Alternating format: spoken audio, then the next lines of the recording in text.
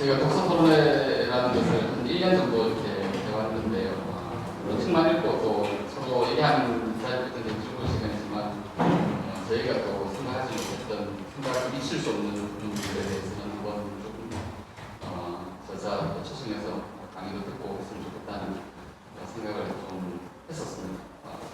사실 뭐 주역이라는 책이 다들 이 기회 아니면 한 번도 해보지 않았을 것 같아요. 맞습니까? 네, 저도 그렇고요. 사실은 뭐 이게 만고불변의 진리라고 하는 것 중에 한 부분이 아닌가 생각이 듭니다. 근데 참 또 말이 아이러니하게 만고불변에 대해서 변하지 않는다 하지만 또 이 주역의 말에는 또 변화한다는 말도 있고 오히려 또 그런 또 역설적이고 모순적인 내용들이 여러 가지 오묘함을 자아내는 것이 아닌가 생각할 때도 굉장히 많고 그렇습니다. 제가 그냥 책만 읽기보다는 직접 집필하신 선생님 모시고 얘기해 주는 것이 훨씬 사고를 풍부하게 하는 것이 아닌가 싶습니다. 제 업무와 또 연관성을 가지든 아니면 여러분들 개개인에 대한 어떤 철학적인 부분을 또 생각하시든 오늘 이 자리도 이런 자리 됐으면 좋겠고요. 앞으로도 이와 또 유사한 어떤 다양한 방식으로 저희가 또 책을 읽어나가고 또 지식을 습득하고 소통하는 그런 시간을 좀 가졌으면 좋겠습니다. 오늘 정말로 집필 활동이나 또 강의 활동으로 정말 시간 내기가 참 어려운 문제가 되셨습니다. 서울에서 이렇게 또 제가 신청 요청을 드렸을 때 흔쾌히 이 자리를 내주신 서대원 선생님께서 감사의 말씀드리고 오늘 좀 좋은 강의 잘 부탁드리고 오늘 좋은 내용으로 또 정말 담아갈 수 있도록 이렇게 하도록 하겠습니다. 고맙습니다. 오늘 강의를 해주실 초아서대원 강사님을 소개해드리겠습니다. 강사님께서는 1971년부터 현재까지 50년 이상 주역을 연구해 오고 계시며 2008년도에 저술하신 주역 강의 책자가 2009년 서울대학교 대학생 권장서 획선에 선정되어 현저에 이르고 있으며 2009년 대한민국 명강사 제92호로 선정되셨습니다. 포항공대 울산대학 경남인재개발원 하남대학교 교육기관 기업체의 총 실력과 경험을 겸비하신 명강사님이십니다. 오늘 우리 연제구청을 방문해 주신 초아서대원 강사님을 큰 박수로 맞이해 주시기 바랍니다.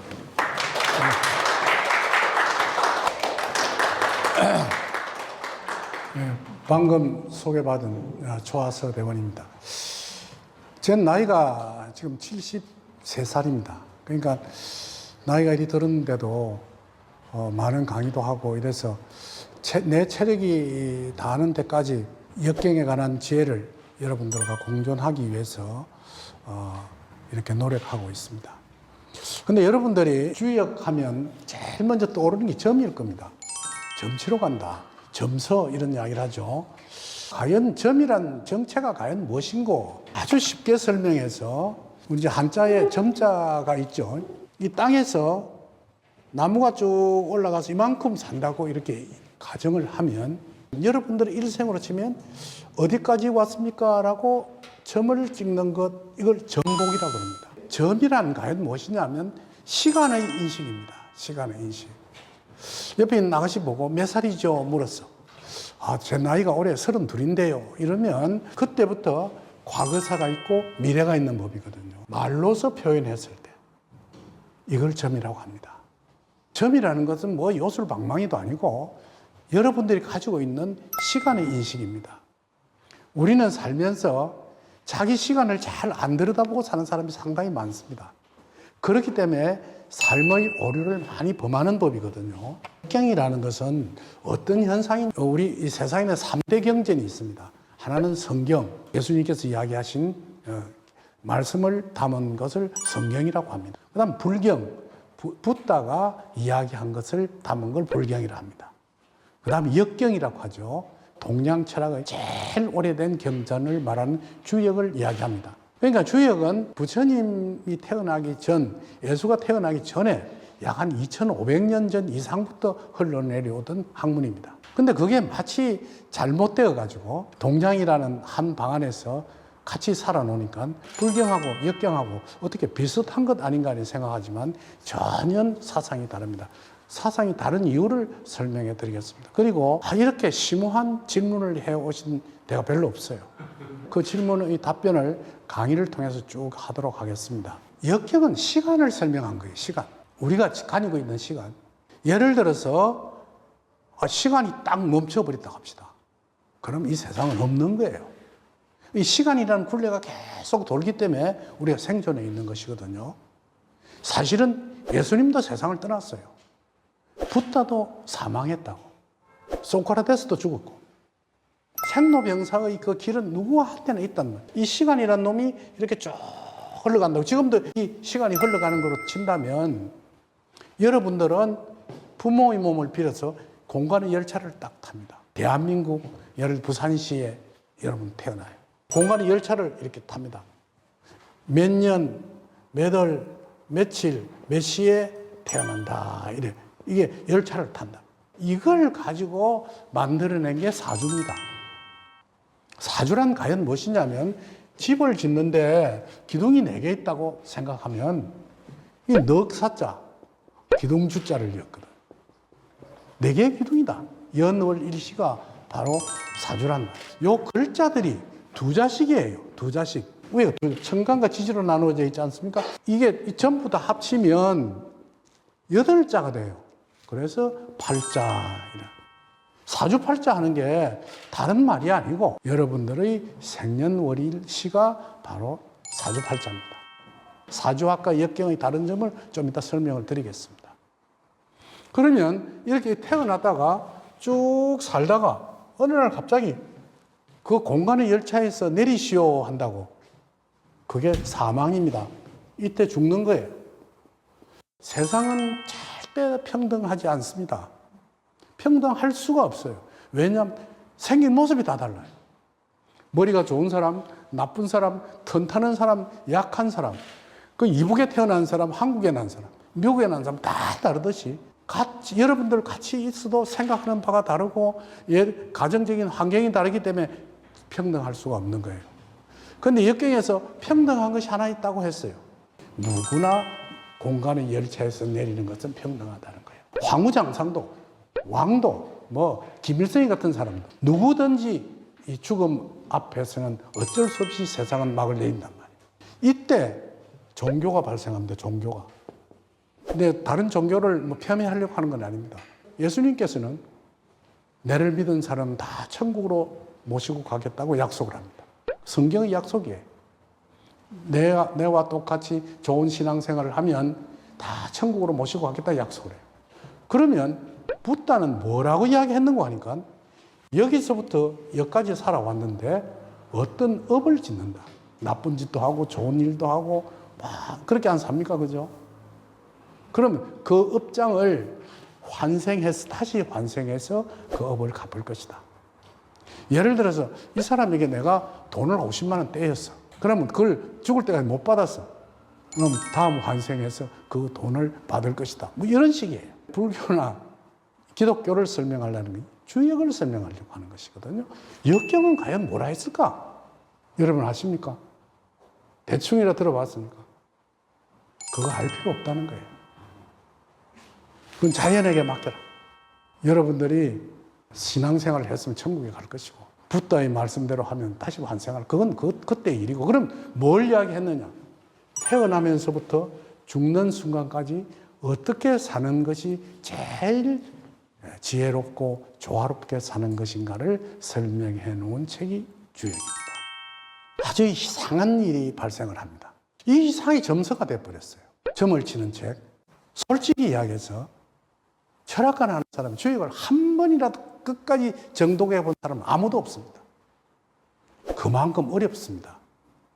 태어나기를 좀 이상한 이야기지만 성녀의 아들로 낳았어. 그래서 어린 시절부터 제 별명이 땡땡이 중놈이었어요. 그래서 국민학교 가면 막 스트레스 엄청 받았어. 내 이름이 당당히 있는데 그러고 난 덩치만 크고 키만 컸지 어리빵해가지고 조그만한 애한테 얻어맞고 다녔어. 어릴 때부터. 그러니까 엄청 순했다고요. 그렇게 살아오다가 아버지가 돌아가시면서 당신이 하고 있던 직업을 하라고 유언을 하며 세상을 떠나버립니다. 그 당시에 우리 아버지가 얼마나 땡초였으면. 근데 세컨드가 있었어. 그리고 우리 여동생이 3명 있었어. 전부 여자야. 아, 그러고 길거리 돌아다니던 똥개가 우리 집에 와서 이끼에 매어놨는데 그것도 암놈이더라고. 어찌된 바인지 제 옆에는 여자들이 많았어. 오늘도 이상하게 여자들이 많아. 네? 아버지가 돌아가신 초상덕으로, 그 초상이 부조가 좀 들어오지 않습니까? 그걸 가지고 한 보름 견뎠어. 근데 어머니는 글자 한자 모르는 아주 문맹인입니다. 아버지가 내가 하고 있던 직업을 하면 너희들이 먹고 살 것이라는 생각을 가지고 대학 3학년까지 다니던 쟤를 대학이나 졸업 맞고 난 뒤에 하다못해 공무원 시험을 치든지, 그 당시 공무원 시험도 쉬웠어요.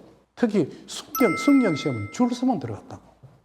안 하려 하니까 사람들이. 우리 시절에는 1971년도는 그때는요. 근데 그거라도 시기해 줬으면 될 텐데 맹하게 아버지 하고 있던 직업을 하면 어떨까 하는 생각을 농상하고 있는 거예요. 근데 어느 날 쌀이 떨어졌다는 거예요. 내가 남자인데 우리 식구들이 먹이 살려야 되는데, 그 당시는 보릿고개도 있었고 참 살기가 형편이 없었어요. 5, 60년 전이죠. 우리나라가 얼마나 비약적인 발전을 했으면 그 당시는 이 세상이 엉망진창이었어요. 어디 노가다 할 때도 없고 그런 거 해보지도 않았고.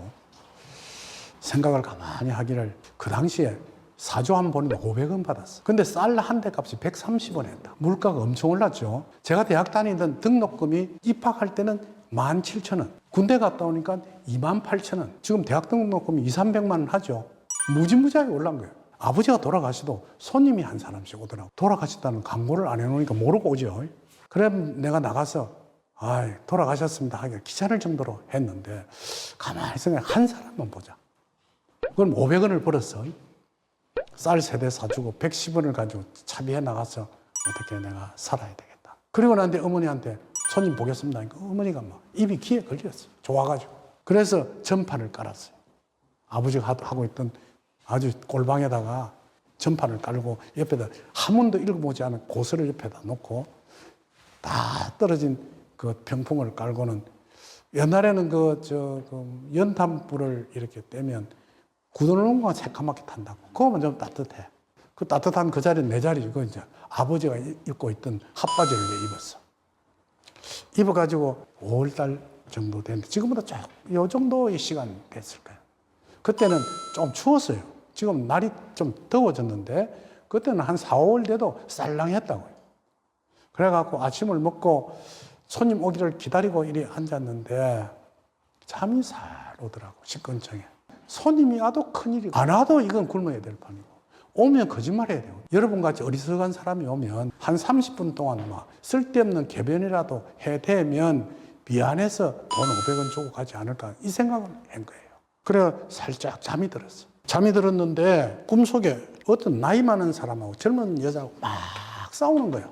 근데 어머니가 문을 탁탁 두드리면서 야야 손님 왔다, 이런. 이 경상도 말이죠. 내가 얼마나 놀랐는지 모르고 후닥닥 들어 앉아. 문을 청 열고 들어오는데 나는 땅바닥에 앉아있고 이제 손님은 서 있죠. 들어오는데 내를 내려다보면서 한다는 말이, 키가 크고 얼굴이 새카맣고 손이 내 가슴 팍만한 할머니가 한 사람 들어오면서 화가 잔뜩 나서 영감쟁이가 보는 줄 알았더니 애가 보내. 그래 퍽 줄줄 앉으면서 한다는 말이, 안 맞으면 돈 안 준대. 이런. 내가 얼마나 황당했겠습니까. 그게 포장에 손님이 좀 순한 사람이 와야 되는데 이리 억센 사람이야. 합하는 떼기를 이렇게 떡 받치고 이제 할머니 생년월일이 어제죠. 뭐라 할까.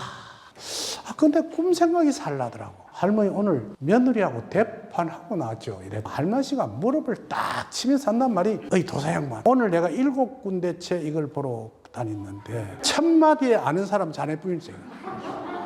난 뭐 이제 적당히 구미다대만 해가 보내면 500원 받는다 생각했어. 좋은 말만 해야 되겠다 싶어서. 그래 할머니, 여보 젊은이 해놓고 또 도사님. 사실은 지금 시어머니가 며느리 눈치 보는 세상이죠. 50년 전에는요, 시부모 등살에 못 사는 며느리들이 많았습니다. 이 세상이 얼마나 변화를 일으킨지 모른다고. 그 며느리도 자식인데 며느리한테 잘해야 아들도 오래 살고 집안이 평화롭지 않으니까. 아닐세. 보기만 하면 살이 덜덜 떨린다는 거예요. 살이 끼었으면 풀어가며 살고 잘 사십시오. 내를 빤히 보더만 한다는 말이, 젊은이 살 좀 풀어주시게 이래. 내가 무슨 살을 풉니까? 제일 첫 번째 손님인데. 살은 큰 절에 가서 풀고 500원 줄라서 그것도 안 나와. 오 하는데 할머니가 후닥닥 일면서 나와. 말이 많아 하면서 막 문 열고 나가버리는 거야. 나는 하다 할머니 놓쳐버렸어. 한 30분쯤 있으니까 우리 옆에 있던 쌀집에 아저씨가 쌀 한 가마니를 짊어져. 그 당시는 마다리에 있는 게 아니고 가마니에 쌀을 넣어가고 팔았다고. 가고 난 후에 가마니를 쫙 열어보니까 볏잎이 3개쯤 있는 하얀 백미가 그렇게 좋을 수가 없더라고. 내 운명이 이 역학자가 되어야 할 운명인가. 그렇게 생각하면서 방에 들어가서, 그것도 철학 아닙니까? 우리 대학 가면 철학 개론이라는 책이 있어요. 눈에 척 들어오는 게 말이에요. 정자의 말이에요. 새는 죽을 때 울음이 슬프고 사람은 죽을 때 그 하는 말이 착하다. 야, 아버지가 돌아가시면서 아들 하나 있는 놈 보고 오죽했으면 이 직업을 하라 했을까. 역학자의 길로 접어들게 됐습니다. 다 집어치웠죠. 어떤 엉터리 역학자가 됐어요. 공부를 좀 해야 되겠는데 어떻게 공부할 길이 없어요. 우리 대학 시절에 사서상경을 많이 팔았다고 해요. 그 맨 마지막 책이 주역입니다. 그 주역책을 한번 읽어보니 도저히 이해가 안 가. 천필만도가는 한다는 생각으로 쓰기 시작해서 제가 한 30년을 넘고 난 후에 깨닫고 보니까 주역이 이게 점서가 아니에요. 세상 살아가는 지혜의 학문이다. 나는 주역을 깨달으면 돈을 엄청 벌어가지고 손님을 줄을 세우고 돈을 많이 벌어서 내가 부귀영화를 누리려고 봤지. 그때 생각이 10년 공부 남이암이 타불이 아니라 30년 공부 진짜 남이암이 타불이구나 이랬어. 깨달은 바가 있어서 한 5, 6년 전에 모니터에 있는 컴퓨터가 있었는데 그걸 가지고 글을 쓰기 시작했습니다. 제일 처음 쓴 책의 새로 풀어 다시 읽는 주역이라는 책입니다. 새로 만들어서 인류문화사의 주역 강의라는 책을 만들고 올해 새로 쓰는 주역 강의는 내가 마지막 작품이라 생각하고 썼거든요. 근데 이걸 쓰고 보니까 좀 교과서 같아요. 그런 좀 딱딱한 바를 느꼈습니다. 역경을 하게 된 동기입니다. 여러 가지 질문이 있는 가운데 여러분 질문서를 만들었죠. 내가 설명해 가는 가운데 이게 알고 싶다고 하면 꼭 질문하십시오. 근데 그건 제일 중요한 게 있더라고요. 여러분 공직자죠. 공직자가 어떻게 하면 제일 훌륭한 나의 일을 할 수 있을 것인가. 역경이 있습니다. 역경의 제일 첫 번째 근의장에 보면 군자 종일 근건하여 석정력하니 여하에 무구하리라 이 말이 있습니다. 이게 무슨 말인지 아십니까? 군자가 종일 동안 열심히 일하고 저녁이 되었어도 그 일을 걱정하니 어렵기는 하여도 근데 얼마나 중요한 말인지 제가 설명을 해드리겠습니다. 제가 살고 있는 동네에 이북에서 피난 내려온 사람이 있었습니다. 뭐랬나 얼마나 구두 센지 물 한 그릇 못 얻어 먹었어요. 사람은 좋은데. 근데 그 친구가 어느 날 내보고 서 선생 오늘 우리 소주 한잔 합시다. 난 술을 잘 안 합니다. 이제 돼지고기를 구워 놓고 소주 한 잔을 부어주면 먹으라는 거예요. 난 돼지고기 한 점씩 먹었죠.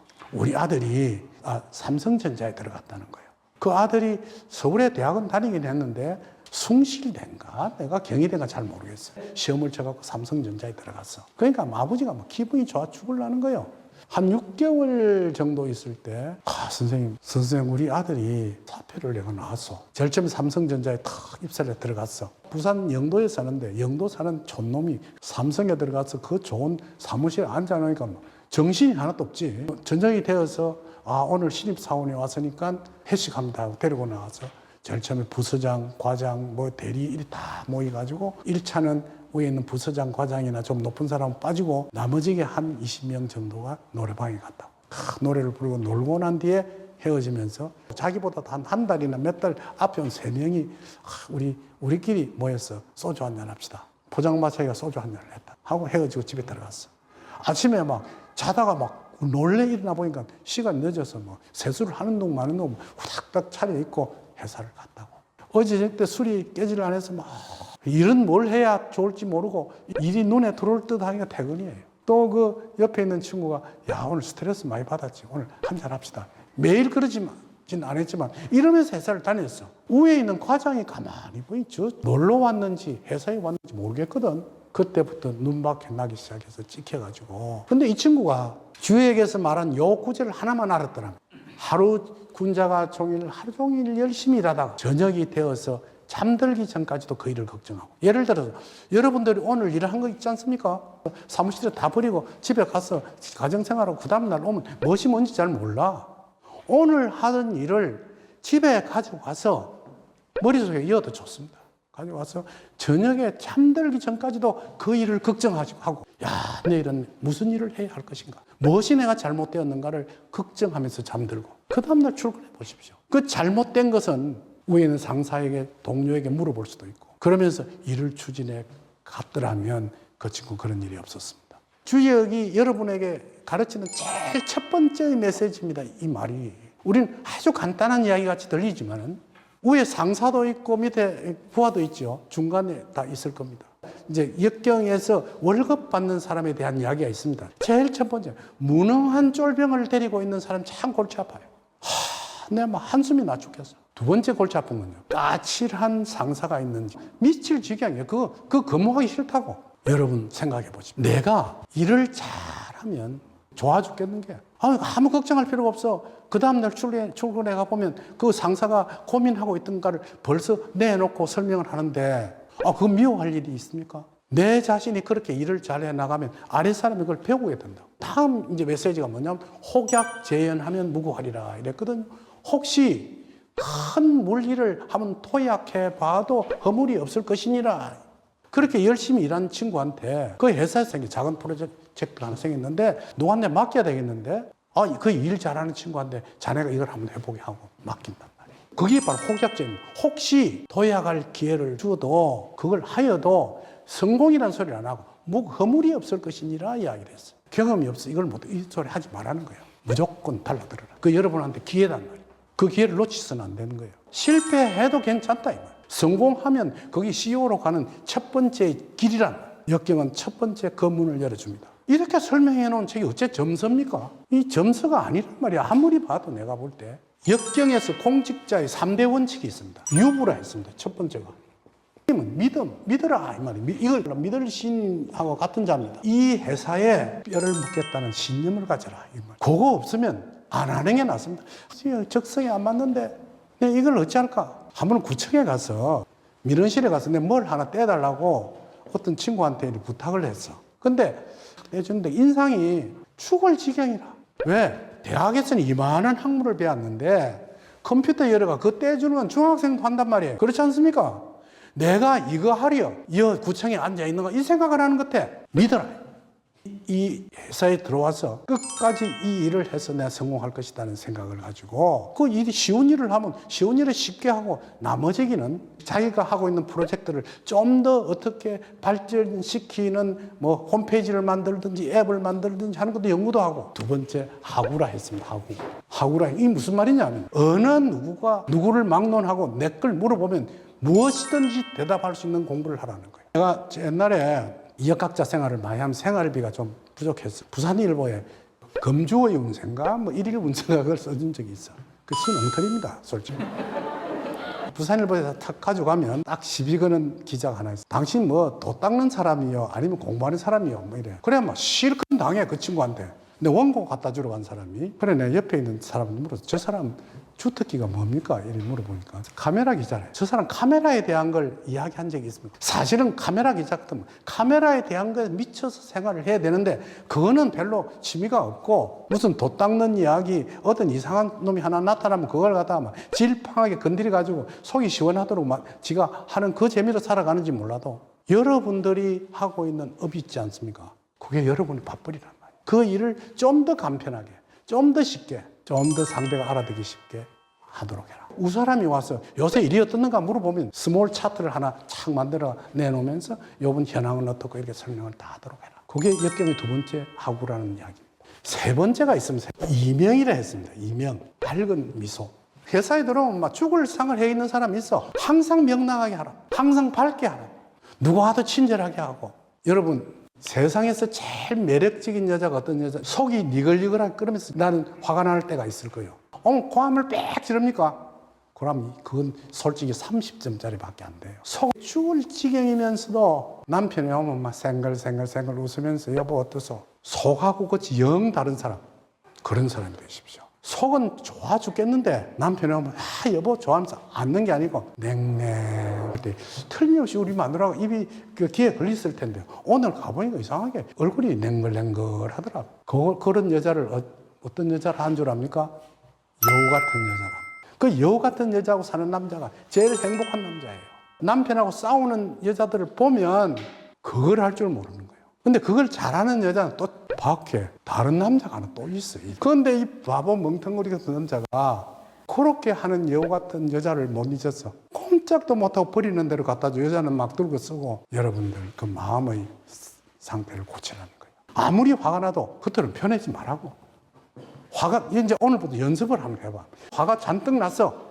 그런데 생글생글 웃을 줄 아는 사람. 좀 좋은 일이 있어가지고 막 기분이 억수로 좋은데 그걸 제일 잘하는 사람이 누군 줄 압니까? 황제가 제일 잘합니다. 황제가. 역경이 있습니다. 그게. 김정은이 잘 못하더라고. 그러니까 정치인은요, 화가 날 때 화를 끝으로 표현하면 표를 내는 사람은 별로 점수 없는 사람이에요. 아무리 화가 나도 그걸 참을 줄 알고 자기의 의지를 다시 표출해 낼 줄 아는 사람, 그 최고의 사람입니다. 그 이명이라는 게 뭐냐면요, 밝아라 하는 것이거든요. 여러분들이 가지고 있는 오픈하라. 모든 것을 전부 열어놔. 남들이 다 볼 수 있도록 하라. 내를 만나면 기분 나쁜 사람도 기분이 좋아지고 우울했던 사람도 명랑해지고 하는 마음가짐을 가지고 회사의 생활을 해보십시오. 이 세 가지가 역경에서 가르치는 공직자의 처세입니다. 제가 경상남도 인재개발원에 가서 강의를 하면 하는데 강의 연수가 높아짐에 따라서 자꾸 위로 올라가는데 잘 안 갑니다. 이걸 너무 작게 줘. 기업체 가면 말이죠. 제 강사비가 시간당 120만 원이에요. 그럼 2시간 하면 250만 원 받아요. 왜 받느냐면 서울 가는 KTX비도 반에 포함해가 준다고. 그런데 공무원 강의하러 가면 억지로 끼워 맞춰가 한 50만 원 만들어줘. 선생님 이거요, 우리가 최대한 다 잘해드린 겁니다. 이러는데 그래 잘 안 가는데 이런 일이 한 번 있었어요. 역경에서 여러분 승진하고 싶죠? 승진하는 방법은 승진할 수 있는 장소로 가라.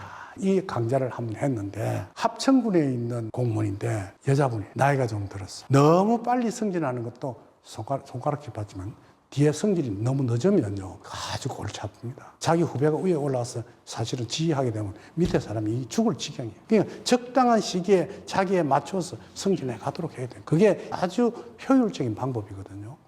근데 이 친구 좀 늦었어. 악수라는 일은 잘해요. 인물도 괜찮고. 그 강좌를 듣고 이제 마치고 나오는데 막 승진할 수 있는 자리로 가면 승진이 됩니까? 두 번째, 이습대천하라. 용기를 내서 도전하라. 그걸 이 애가 머리 감고 합천군으로 갔어. 자기 과에서 이직을 신청을 했어. 군청에 있다던데 여성부가.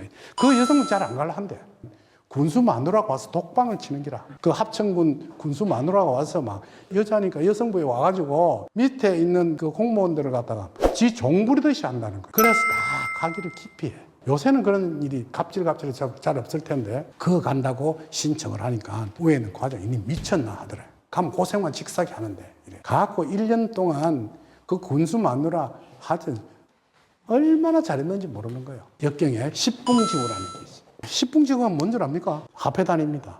조개 껍질 10개가 1붕이거든요. 100개가 10붕이에요. 요새 그때 한 100만 원 정도 되는 거예요. 그걸 가지고 거북점을 쳐라. 그럼 예를 들어서 누구에게 뭘 부탁을 하러 갈 때 그냥 빈손으로 가지 말라는 거예요. 10붕의 예를 다하라. 예를 들어서 건설가 공무원에 공직에 있다가 아무리 해도 진급도 안 될 것 같고 이러니까 이제 단종을 갖고 회사를 하나 차렸어. 차려놓고 난 뒤에 어디 가서 물어봐야 되겠는데 점 잘 치는 철학관에 가서 물어보는 방법이 하나 있고 무당한테 가는 그 다음에 스님한테 가는 법. 요 세 군데 갔다 오면 그 사람 망합니다. 자기처럼 나가서 성공한 선배가 있어. 건축가에 있다가 밖에 나가서 건설회사가 성공한 사람이 있단 말이에요. 그 사람에게 찾아가라는 거예요. 찾아갈 때 그냥 가면 안 돼. 선배님 제가 꼭 한번 찾아뵙고 싶습니다. 언제 몇 시에 오라 하거든. 선배님 제가 이번에 건설회사를 하나 차렸습니다.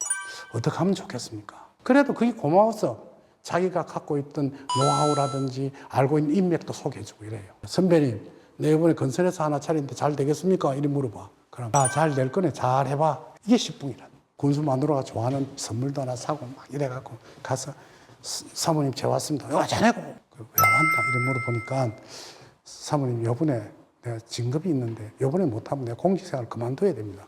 원래 갑질을 잘하는 마누라가 경망스럽습니다. 그래 내가 막 틀림없이 내가 해줄게 하면서 약속 단단히 했어.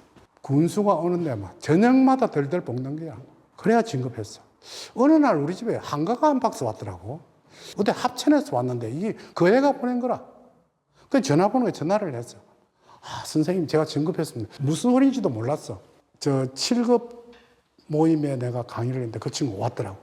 선생님 반갑습니다 이러면서 옛날에 한가 보내주고 잘 먹었으면 물어보더라. 네가 보냈더냐. 이게 바로 역경의 이야기입니다.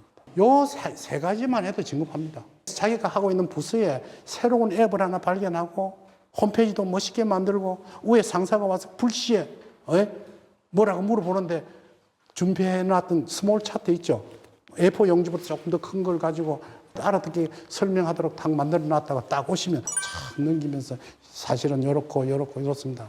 이게 무용지물이 될는지도 모릅니다. 언제든지 준비하라는 거죠. 아까도 이야기한 군자 종일 근건의 이야기대로 자기 일생을 살면 회사에 와서 언제든지 얼굴이 밝고 명랑하고 깨끗한 데다가 자기 업무에 대한 거 파악하기 위해서 열심히 공부하고 이 회사가 나의 삶의 순간이라고 신념을 가지고 생활한다면 성공 안 할 기가 없는 거예요. 64개의 개상인데 제일 첫 번째가 하나가 시간이고 63개가 공간입니다.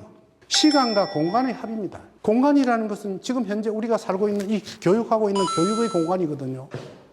이 공간이 이 시간을 끝내고 나면 어떻게 이루어질 것인가를 설명해 놓은 것이 역경의 이야기다. 그런데 내가 주역 이야기를 하면 처음부터 점쳐달라 하더라고. 선생님, 내가 언제 부자 되겠습니까? 우리 남편 저거 언제 죽겠습니까?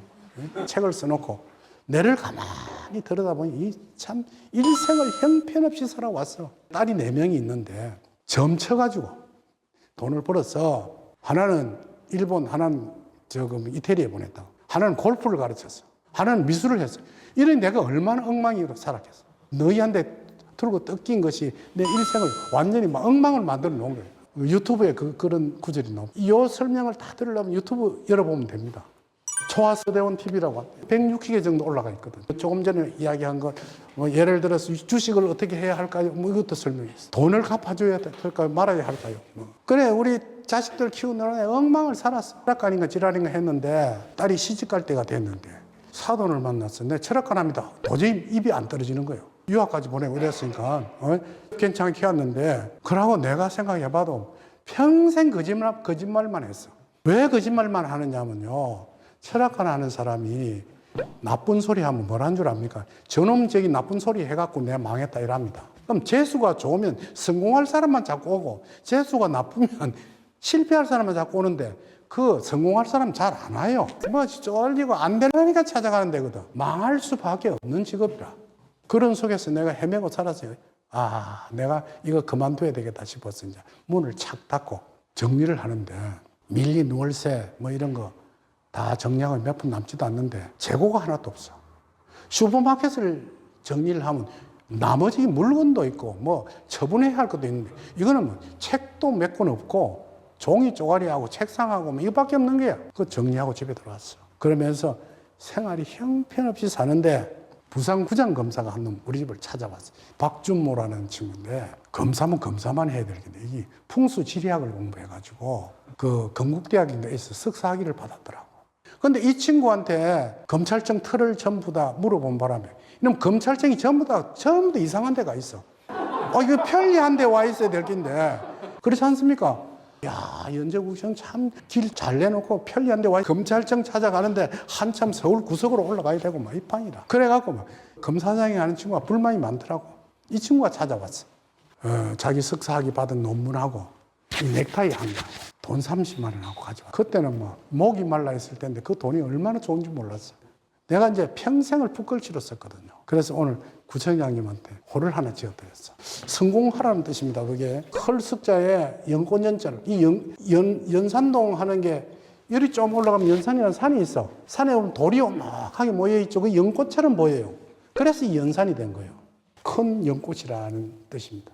석연 구청장도 오래 하시고 또 본인이 원하는 국회도 한번 가고 응원의 글을 써준 거예요. 근데 나가는데 내가 뭐랬냐면 나도 모르게 박 검사 자네 좀 있으면 교육부로 가게 될 거예요 이랬어. 그러니까 엄마이 탁 돌아보면 한다는 말이 우리는 검사는 교육부하고 아무 상관도 없다는 거예요. 그래 나 민망하게 됐어. 그래가지고 내가 보름 있다 전화가 왔어. 선생님 내가 교육부로 가도 됩니까? 교육부가 너무 엉망진창이거든. 교육부 공무원이 엉망이 아니고 대학 총장, 이사장 이게 엉망이라.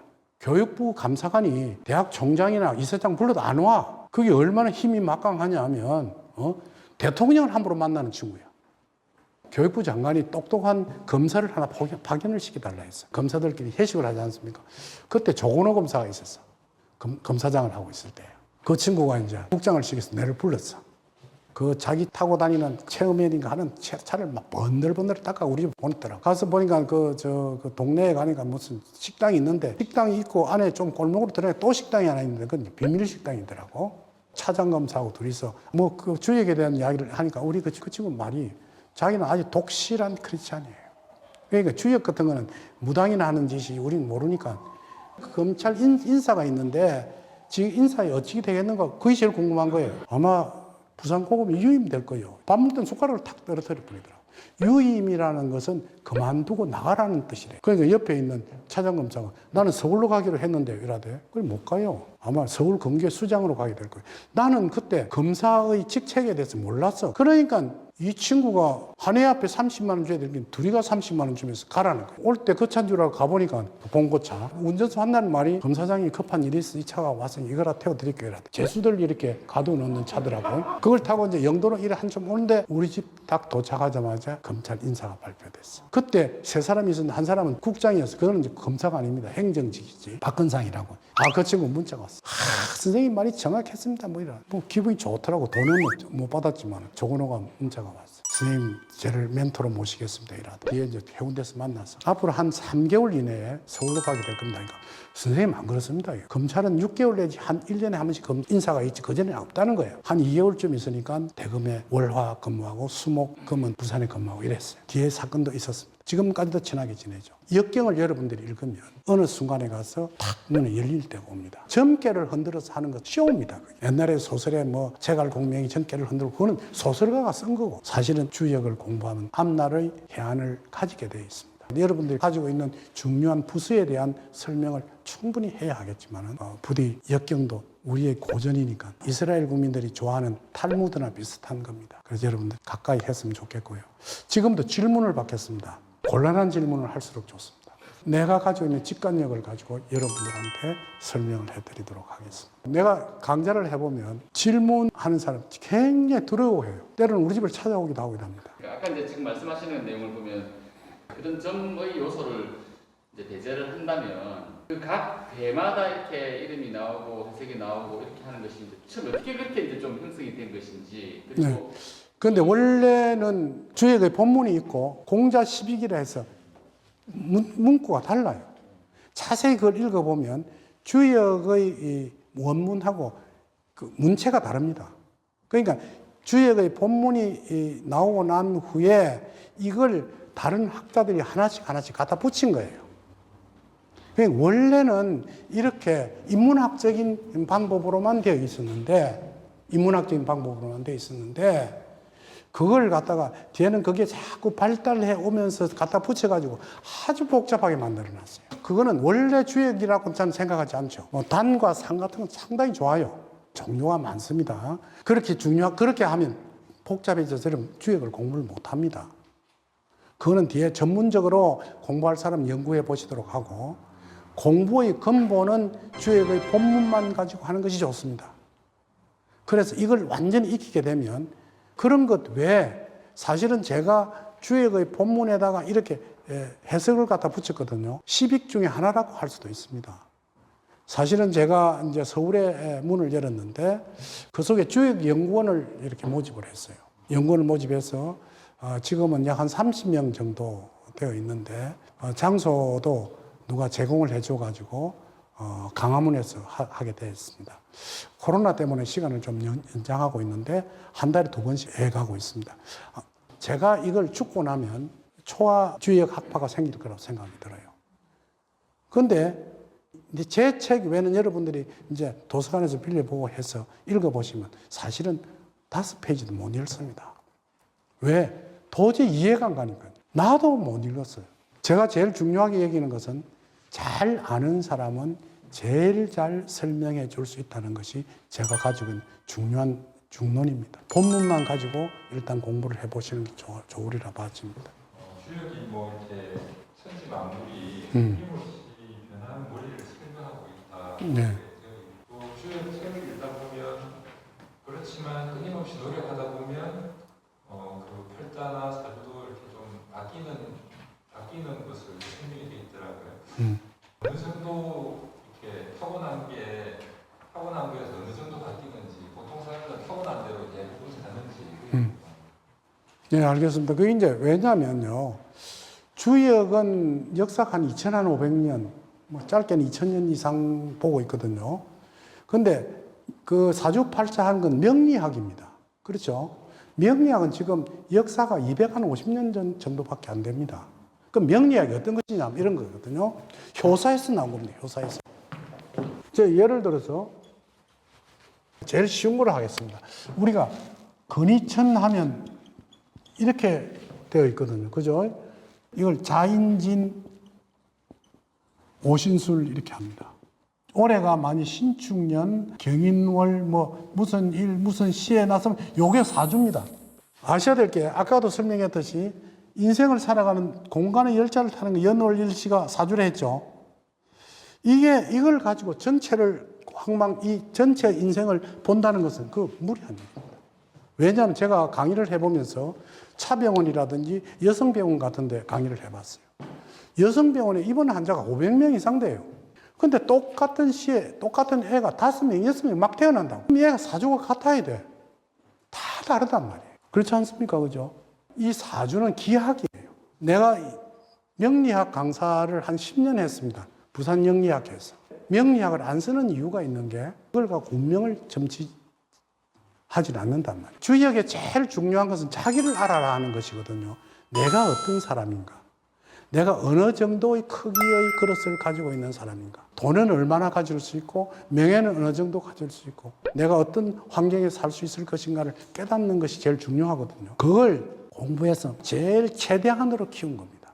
제일 최대한으로 키운 분이 노무현이죠. 근데 너무 지나쳤어요. 우리가 볼 때는. 그렇기 때문에 그런 불행한 일을 당한 거예요. 근데 그 불행한 일 속에 새로운 질서를 만들어낸 분이라고 할 수가 있죠. 여러분들도 노력하면 얼마든지 자기의 범주를 키울 수가 있습니다. 단지 자기 자신을 자기가 잘 모르기 때문에 현명한 사람으로부터 멘토를 받아가면서 자기 이상을 키워나가는 것이 더 중요하다고 봐집니다. 자기 혼자 자기를 보는 것은 상당히 어렵거든요. 앞날을 헤아낼 수 있는 사람들하고 교류를 가지면서 자기의 길을 이렇게 연결해 보는 것이 좋은데 제일 중요한 것은 하지 말아야 할 것이 하나 있습니다. 친구를 멘토로 삼지 마십시오. 친구는 한마디로 이야기해서 경쟁자입니다. 친구한테 내가 이번에 승진을 하면 어떻겠어? 하면 해야지 하면서 속으로는 더글더글해요. 경쟁자이기 때문에 그렇습니다. 그 멘토는 자기를 진심으로 성공을 위해 줄 수 있는 사람이 그게 바로 멘토입니다. 두 번째는 형제한테도 곤란해요. 형제간도요. 내 동생이 어디 가서 얻어맞고 나오면 형님이 가서 막 이래 줄 줄 알아요.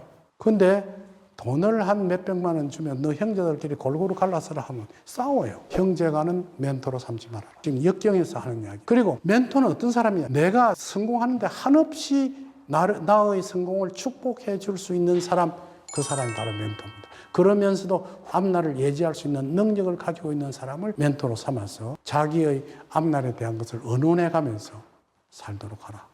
아까 선생님께서 아까 그 부장조사님 몇 분을 보시면서 이렇게 자리 관련된 거를 삭달내 하고 이렇게 말씀하셨습니까? 우리가 보통 보면 그게 점집이 됐든 사주 명리학이고 또 보는 사람이든 선생님은 식사 자리에서 여기는 만남의 자리에서 마치 그 관상을 보고 하시는 것처럼 그렇게 결과적으로 말씀을 하시는 게 이게 무슨 감으로 하시는 건지 그게 주역하고 무슨 관계가 있는 건지 예, 그렇습니다. 기분이 있는데 여러분 주역을 공부하게 되면 역경에서는 주역이 가르치는 사람은 어떤 사람이냐. 사람에게는 첫째 어떤 게 이성적인 사람이 있어요. 그 다음에 감성적인 사람이 있거든요. 그 다음에 지성이라는 것은요. 이성과 지성이 항상 함존하고 있다고 사람들에게는. 어떤 사람 보면 바늘을 찔러도 피 한 방울 안 나온다는 사람이 바로 이성적인 사람입니다. 어떤 양반은요. 무슨 말만 하면 질질 우는 사람이 있어요. 아주 감성이 풍부한 사람. 이 두 가지의 설명을 역경에서 합니다. 예를 들어서 그 대학 교수나 또는 고등학교 교장 선생님을 만났는데 넥타이 쫙 메고 아주 아름답게 해가지고 탁 나오면서 하는 짓이 참 괜찮고 이랬는데 자세히 자기들이 다 전부 거짓말 같아. 전부 엉터리 같아. 저 손 폼만 잡았지. 저 욕심만 가득히 차가지고. 어떤 친구를 보면 막, 이게 뭐, 사람만 보면, 아이고, 동숭아 하면서 울고 이러는데, 이게 부끄러워서 같이 못 만나겠어. 이 감성적인 사람. 주역은 무엇을 가르치느냐 하면, 감성과 이성을 아주 혼용해 쌓아놓는 것이 바로 훌륭한 인격자라고. 그러니까 사람은 굉장히 따뜻하고 학식도 좋은데 어찌보면 또 어린애 같고 참 가까이 하면 가까이 할수록 정감이 붙는 사람, 그 역경에서 가르치는 훌륭한 사람이라고 하거든요. 그런 걸 어떻게 깨달았습니까 하는 것은 역경을 자세히 공부하다 보면 이 감각이 몸속에 빼여요. 척 사람을 보는 순간 이건 어떻게 했는데 하는 느낌을 가지는데 여러분 다 그걸 갖고 있습니다. 다 가지고 있어요. 그게 확실하지를 않아요. 쉽게 겐또 비슷한 거예요. 그런데 주역을 공부하면 겐또가 아니고 정확한 어떤 내용을 가르쳐 주는 것이 이 역경의 학문입니다. 여러분 공부해 보십시오. 너무 하지 말고. 내처럼 하면 뒤에는 좋아지려는지 몰라도 일단 자기 하는 일을 멈춰야 되는 그런 현상이 일어나거든요. 이 공부를 할 때 여러분들이 하고 있는 업에 발을 맞추어서 도움이 될 수 있는 공부를 하시란 말이에요. 이 역경에 두 가지 종류가 있습니다. 열심히 공부를 해서 자기 스스로 깨닫는 사람이 하나 있고 책을 읽어서 깨닫는 사람이 있거든요. 어느 게 더 훌륭한 일입니까? 예를 들어 성녀가 난 아무것도 몰라 하면서 이렇게 깨닫는 사람이 있고 불경을 공부를 하고 그 강의를 많이 듣고 알았습니다 하고 깨닫는 것이 있는데 역경은 두 가지가 똑같다 그랬습니다. 제가 주역을 깨닫는 거는 30년이 넘게 걸렸단 말이에요. 내가 써놓은 책을 읽음으로 인해서 다는 아니지만은 그 문턱에 들어서는 순간은 한 며칠 또는 몇 달 동안에 그걸 답습할 수 있는 거예요. 그리고 난 후에 더욱더 깊은 자기의 사고를 가지는 것은 그 사람이 가지고 있는 능력이에요. 역경은 이렇게 설명합니다. 저하고 친하게 지내게 되면 지금 현재 서울에 있는 사무실에 이제 제 유튜브를 본 사람들이 이렇게 신청을 해요. 선생님 좀 만나. 사실은 쟤는 조금 비쌉니다. 일회 감정하는 걸 30만 원 받아요. 그리고 또 많은 사람을 받지 않고, 그리고 꼭 원하는 사람만 해줘. 내가 갖고 있는 품앗이를 하는 그런 현상도 일으키거든요. 여러분들도 감각이 아주 중요합니다. 제일 감각이 발달되어 있는 데가 어딘 줄 압니까? 저건 한편 바람 피우는 냄새는 참 잘 맡습니다.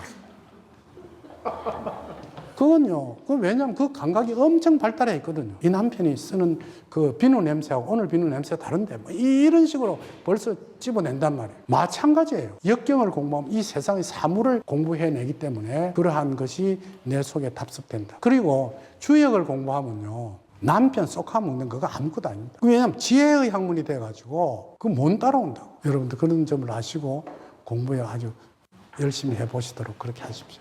잠깐 질문하실 때 마스크를 잠깐 내리시고 하십시오. 예. 그러고 다시 서세요. 얼굴을 한번 보게. 저는 공채정책관 근무하고 있는 직원입니다. 예. 저는 사실 이 책을 처음부터 끝까지 이런 방식으로 읽은 게 아니라 아침에 이제 일찍 출근을 하면 1부터 64기까지 제 마음에 맞는 걸 찾아서 읽거든요. 그걸 읽으면 위로가 돼요. 위로가 되는데 이 책을 이렇게 활용을 해도 괜찮은 건지. 진짜 그거 정말 잘 읽는 방법입니다. 왜 그런 거 아닌가? 이게요. 64장르가 여러분들 모든 사람들의 이야기를 다 넣어놓은 거거든요. 근데 자기 자신의 이야기가 아닌 건 잘 안 와다. 자기 자신의 이야기를 읽으면 정말 머릿속에 들어온다고.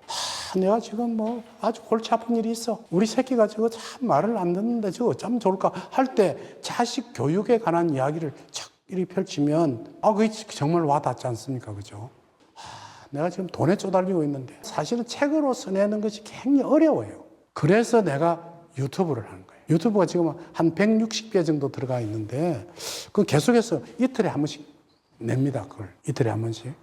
내 이번 유튜브는 어떤 걸 낼 예정이냐면 내가 누구한테 뭘 건강에 대한 약을 좀 얻어먹었는데 이 친구가 뭘 말만 하고 막 악다구를 하고 나쁜 소리를 해. 그러니까 내가 뭘 좀 아파도 말을 못 하는 거예요. 그걸 가만히 아, 나도 그랬겠구나. 대구의 김진숙이라는 어떤 분이 내한테 전화가 왔어. 선생님, 내가 쓸데없는 투자를 해가지고 내가 지금 큰 손해를 봤는데 상가를 샀는데 큰일 났습니다. 이거 어떻게 하면 좋겠습니까? 내가 뭐랬나? 사모님, 그거 내한테 전화하면 한 5분 이내로 하지 마라 하라는 소리를 듣고 하면 좋을 텐데 다 저질러놓고 지금 와서 하면 어떡합니까? 이래 물었어. 그럼 선생님한테 전화하는 게 만만치 않습니다. 아, 내가 정말 잘못 살았구나. 내를 아는 사람들이 언제나 마음을 열어놓고 12시가 되든 1시가 되든 전화를 해서 선생님을 깨워서 물어볼 수 있는 그런 오픈 하우스를 가지고 있는 내 자신이 아니었구나 하는 생각을 참 많이 했어요.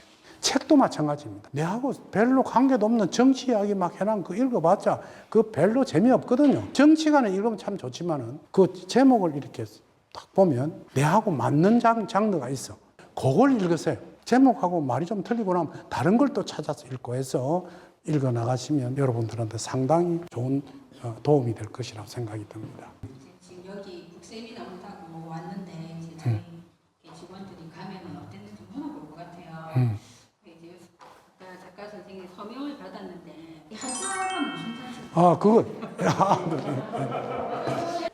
주역의 이의 장에 단에서 나오는 구절입니다. 공자 12개에서 있는 공자 말씀이라 하거든요. 자, 무릇범이죠. 무릇 어떨다 할 때 범이에요. 익하면 뭘 얻는다는 뜻이에요. 범익. 무릇 도를 얻었다 하더라도 이 말. 여러분들이 이 세상을 내가 다 한다 하더라도 이 말이에요. 여시해행이라. 이 시진핑이 제일 좋아한다는 글이랍니다. 난 그건 몰랐는데 행함에 있어서는 때가 있다. 내가 이 세상을 다 알아. 난 뭐 이 세상 모르는 게 없단 말이에요. 언제든지 언제쯤은 내가 잘 다스릴 수 있는 내 능력이 있어. 그래도 구청장 하는 데는 때가 있다는 거예요. 내가 다 한다고 해서 되는 것이 아니다. 내 때가 언제냐? 그러니까 범익지도 여시해행이라는 이야기입니다. 제가 참 좋아하는 자입니다. 무슨 말인지 아시겠죠? 예. 어느 교회에 있는 구절이라고? 이 책에는 없습니다. 그게 이제 공자 12ik 속에 있습니다. 단과 상에 있는데 익해에 있습니다. 익해. 죄송한데 범인지도 한 번만 더 설명해. 범익지도. 범위가 아니고 범익. 뭘 얻을 익 이 말이에요. 무릇 도를 얻어도 이 말이에요. 무슨 말이 아시겠습니까? 행함에 있어서는 때가 있느니라. 내가 아무리 실력이 있어도 그 실력을 빚을 낼 수 있는 때가 있으니 그 때에 맞춰서 해라. 내가 그 광주에서 한 강의를 한 200명 되는 데서 모여서 강의를 하는데 질문하시오 하니까 어떤 할머니가 한 사람 떡 일어나서 여보시오, 내 언제 시집 가겠소? 이래 물어보다. 얼마나 좋은 질문이요. 우리 남편이 요새 저녁마다 꼬리하게 늦게 들어오는데 그거 어찌 나밖에 나쁜 일 하지 않습니까? 그런 질문 같은 게 나올 줄 알았는데. 아니, 다른 분들은 다들 좀 고차원적으로 질문하시는 것 같아서 우리 아들이 공부를 하는데 합격을 할게요. 공무원 공부를 하고 있는데 몇 살입니까? 우리 97년생이니까 24살. 그럼 이제 대학은 졸업 맞고. 아니요, 그 군대 갔다 오고 지금은 그냥 저기 복학은 안 하고 아침마다 108배를. 그 108배 하는 거 소용없습니다. 뭐 잘못하면 무릎만 다쳐. 그러니까 그 108배 하는 게 아니라고. 그러고 그 남편은 뭘 하고 있습니까? 남편도 같은 직종입니다. 직종입니까? 선생님, 사모님이 아셔야 될 게요. 충분히 가능성이 있습니다. 왜냐면 어머니하고 아버지의 계매를 받았거든. 그 아버지, 엄마가 장사를 하는 사람 같으면요. 아들이 장사하는데 상당히 도움이 됩니다. 거기 어릴 때부터 아버지, 엄마가 공직 생활 속에 일하는 걸 보고 살았다고. 그런데 그 애가 남편을 닮았으면 좋은데 엄마를 닮아서 약간 떠벙할 겁니다. 한 두어 차례 실패하고 들어갑니다. 약간 지금 머리 쭈뼛 선것 같은데. 감사합니다. 이로써 오늘 강좌는 마치겠습니다. 여러분 감사합니다.